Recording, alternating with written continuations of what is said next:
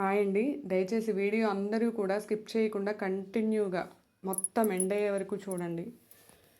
నచ్చితే లైక్ చేసి, షేర్ చేసి, సబ్స్క్రైబ్ చేయడం మర్చిపోకండి. దీనివల్ల మరికొంతమందికి ఇన్ఫర్మేషన్ వెళ్ళి వాళ్ళు కూడా ఫాలో అయ్యే ఛాన్స్ ఉంటుందండి. నమస్తే. వీడియోలోకి వెళ్ళిపోదాం.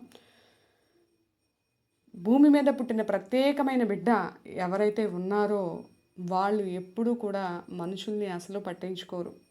ఆకాశం వైపు చూస్తున్నాడు, పక్షుల వైపు చూస్తున్నాడు, గోమాత దగ్గర ప్రశాంతంగా గడుపుతున్నాడు.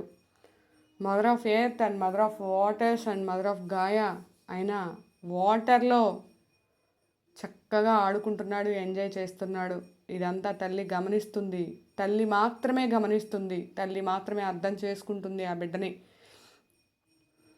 ఓ ఇది మన ప్రపంచం ఇది మన ప్రపంచం, అసలైన ప్రపంచం.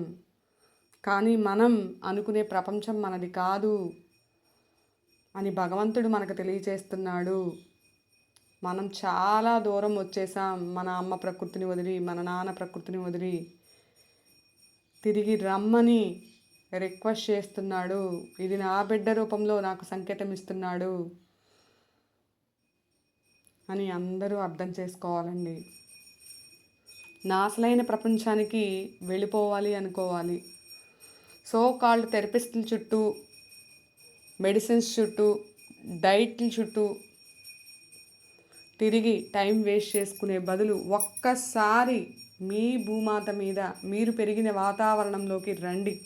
మీ బిడ్డ కోసం కొంత సమయం వెచ్చించండి.